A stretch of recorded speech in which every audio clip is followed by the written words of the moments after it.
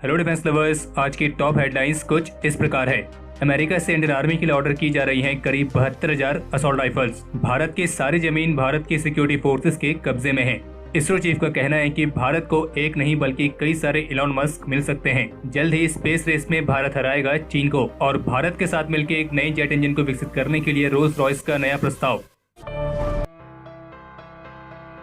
चीन के साथ चल रहे सीमा विवाद के बीच इंडियन आर्मी अमेरिका से सिक्सॉर की करीब 72,716 असॉल्ट राइफल्स के एक और बैच को ऑर्डर करने के लिए तैयार है। बता दें कि सिक्सॉर इंडियन आर्मी को 6716 असॉल्ट राइफल्स की करीब 72,000 राइफल्स का पहला लॉट ऑलरेडी डिलीवर कर चुकी है, जिनका इस्तेमाल ऑलरेडी इंडियन आर्मी की नॉर्दर्न कमांड और अन्य ऑपरेशनल एरियाज में किया जा रहा है। और डिफेंस सोर्सेज का कहना है कि इंडियन आर्म फोर्सेज अपनी इमरजेंसी फाइनेंशियल पावर्स के तहत इस राइफल की करीब 72,000 यूनिट्स और ऑर्डर करेगी। और ये राइफल्स इंडियन आर्म फोर्सेज द्वारा इस्तेमाल की जाने वाली 5.56 × 45 mm की इंसास राइफल्स को रिप्लेस करेगी। और जो 600 राइफल्स है, ये मुख्य रूप से LOC पर काउंटर टेररिज्म ऑपरेशंस और फ्रंट लाइन ड्यूटीज के लिए इस्तेमाल की जाने वाली है। तो इसीलिए इसकी टोटल 1.5 लाख यूनिट्स इंपोर्ट करने की योजना है, जिनमें से 72,000 पहले लॉट में डिलीवर हो चुकी हैं और जबकि 72,000 यूनिट्स के लिए और ऑर्डर दिए जाने हैं। और जबकि बाकी के अन्य फोर्सेस को AK-203 राइफल्स दी जाएंगी, जो कि भारत में ही अमेठी में स्थित भारत और रशिया की जॉइंट वेंचर कंपनी में बनाई जाएंगी।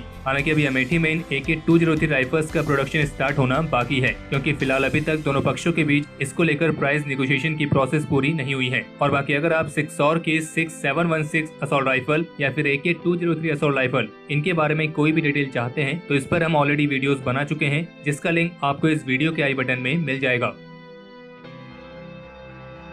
रिलायबल सोर्सेज के मुताबिक फिंगर एरिया 4 के रिजलाइन से भी अब चाइनीज ट्रूप्स की मौजूदगी में कुछ कमी देखने को मिली है। और साथ ही साथ पैंगोंग लेक पर से भी चाइनीज ट्रूप्स ने अपने कुछ बोट्स को हटा लिया है। और साथ ही चीन के साथ लगी सीमा पर हालातों के बारे में विदेश मंत्री एस जयशंकर का भी एक बयान सामने आया है, जिसपे उनका ये कहना है कि बॉर्डर एरियाज पर डीएस्केलेशन पर कार्य चल रहा है। और इसी बीच आज रविवार को ITBP और BSF के प्रमुख का भी ये कहना था कि देश की सारी जमीन हमारी सिक्योरिटी फोर्सेज और डिफेंस फोर्सेज के पूर्ण रूप से कब्जे में है। और उन्होंने ये बात LAC के सवाल के जवाब में कही है। और साथ ही उनका ये भी कहना था कि हमारी सारी सीमाएं बिल्कुल सुरक्षित हैं, फिर चाहे वो पूर्वी सीमा हो, पश्चिमी सीमा हो या फिर उत्तरी सीमा हो। और हमारे देश की सिक्योरिटी फोर्सेज पूरी तरीके से एक्टिव है, कैपेबल है और डेडिकेटेड है, और वे किसी भी प्रकार के दुश्मन से अपनी देश की सीमाओं की सुरक्षा करना जानते हैं। और जब उनसे पूछा गया कि क्या ITBP के और ट्रूप्स को LAC पर तैनात किया जाएगा, तो उनका कहना था कि फोर्सेज को देश भर में जरूरतों के हिसाब से ही तैनात किया जाता है। और हमारे देश की आर्मी और बॉर्डर गार्डिंग फोर्सेज के ट्रूप्स का जो हौसला है वो बुलंद है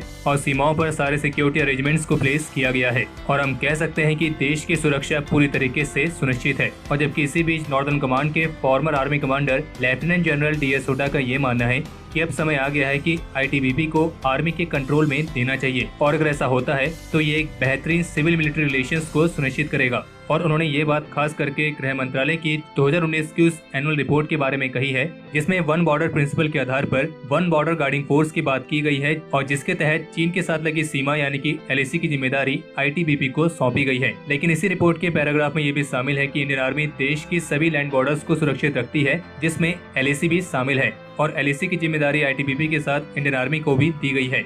और इसलिए उनके मुताबिक ये एक बेतुकी स्थिति है, क्योंकि सेम बॉर्डर की जिम्मेदारी दो अलग अलग फोर्सेस को दी गई है, जो कि दो अलग अलग मंत्रालय के अधीन आती हैं। और इसलिए उनका ये मानना है कि ITBP को इंडियन आर्मी के कंट्रोल में यानी कि रक्षा मंत्रालय के अधीन दे देना चाहिए, जिससे एक सिविल मिलिट्री रिलेशंस को और बेहतरीन बनाया जा सकता है। और उनका ये भी कहना था कि LAC की जिम्मेदारी भले ही ITBP को दी गई है, लेकिन अभी के हालात में बॉर्डर मैनेजमेंट के लिए इंडियन आर्मी एक लीड रोल निभा रही है। और LAC पर चाइनीज मिलिट्री के साथ जितनी भी बॉर्डर मीटिंग्स हो रही हैं, उन सभी को आर्मी ऑफिसर्स ही लीड कर रहे हैं। और यहाँ तक कि जितने भी क्राइसिस मैनेजमेंट हैं, वो भी इंडियन आर्मी द्वारा ही हैंडल किए जा रहे हैं। बाकी आप उनकी ये पूरी रिपोर्ट टाइम्स ऑफ इंडिया की वेबसाइट पर जाकर पढ़ सकते हैं। और अगर आपको ITBP के बारे में डिटेल में जानना है तो इसके रिगार्डिंग भी हमने वीडियो ऑलरेडी बनाई है, जिसका लिंक आपको इस वीडियो के आई बटन में मिल जाएगा। जम्मू कश्मीर के बारामूला में एक जॉइंट ऑपरेशन लॉन्च किया गया था और इस ऑपरेशन में 3 आतंकियों के मारे जाने की खबर है, तो वहीं इनसे 3 AK-47 भी बरामद हुई हैं। और जबकि इसके अलावा आज अवंतीपुरा में आतंकियों ने CAPF पर हमला करने की कोशिश की थी और इस दौरान उन्होंने वहां पर तैनात CAPF के जवानों पर 2 ग्रेनेड्स फेंके थे, लेकिन उन ग्रेनेड्स की पिन नहीं निकली हुई थी, जिसकी वजह से वे ग्रेनेड्स नहीं फटे और जो हमारे जवान हैं वो पूरी तरीके से सुरक्षित हैं। बाकी आतंकियों को पकड़ने की कोशिश जारी है। और इसके अलावा एक रिपोर्ट ये भी है कि US नेवी ने अपने P-8 Poseidon maritime patrolling aircraft में AGM-158 LHC long range antiship missile को इंटीग्रेट करके उसके ट्रायल्स को शुरू कर दिया है, जिनके 2026 तक पूरा होने की योजना बनाई गई है। और फिर उसके बाद ये मिसाइल सिस्टम सभी P8 ऑपरेटर्स को भी उपलब्ध कराया जाएगा, जिनमें इंडियन नेवी भी आती है, क्योंकि इंडियन नेवी वर्तमान समय में P8I एयरक्राफ्ट को ऑपरेट करने वाली सेकंड बिगेस्ट ऑपरेटर है। अभी हाल ही में रिपब्लिक टीवी के साथ एक इंटरव्यू के दौरान इसरो के चेयरमैन डॉक्टर के सिवन ने अपने इस विश्वास को व्यक्त करते हुए ये कहा है कि हमारे देश के जो युवा साइंटिस्ट हैं वे ऐसी टेक्नोलॉजीज को भी विकसित कर सकते हैं जिनकी बदौलत हम स्पेस रेस में चीन को भी हरा सकते हैं। और उनका कहना था कि मुझे पूरा विश्वास है कि भविष्य में कुछ ऐसी टेक्नोलॉजीज होंगी जिनकी बदौलत हम चाइना को इस स्पेस रेस में हरा देंगे और हमारे यंगस्टर्स इस टेक्नोलॉजी को विकसित करने के लिए पूरी तरीके से कैपेबल हैं और हमने हर बार ये साबित करके दिखाया है कि हम किसी से भी कम नहीं हैं। उनका कहना था कि स्पेस एक बहुत ही विशाल क्षेत्र है और यहाँ पे नई टेक्नोलॉजीज को विकसित करने के लिए नए एंटरप्रेन्योर्स के लिए कई सारी अपॉर्चुनिटीज हैं और भारत के यंगस्टर्स में वो कैपेबिलिटी है जिसके चलते भारत को एक नहीं बल्कि कई सारे इलॉन मस्क मिल सकते हैं। और डॉक्टर के सिवन ने स्पेस सेक्टर में प्राइवेटाइजेशन को बढ़ावा देने वाले भारत सरकार के फैसले की सराहना की है।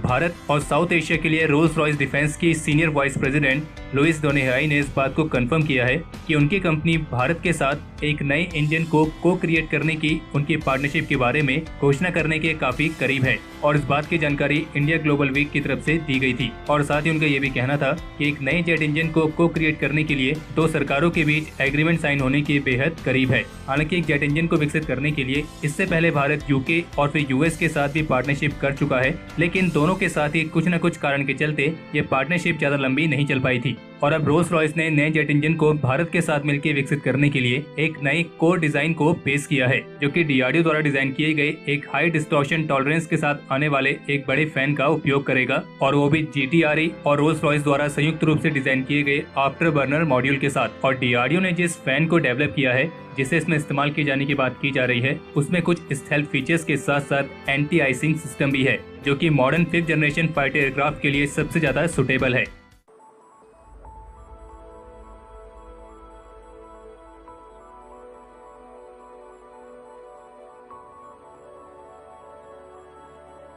तो हमारे आज के इस एपिसोड के लिए इतना ही। अगर आपको ये एपिसोड पसंद आया हो तो इस वीडियो को लाइक करें और अगर आपका कोई सवाल या फिर सुझाव हो तो उसे कमेंट सेक्शन में शेयर करें। बाकी अगर आपने इस चैनल को सब्सक्राइब नहीं किया है तो इस चैनल को सब्सक्राइब करना ना भूलें।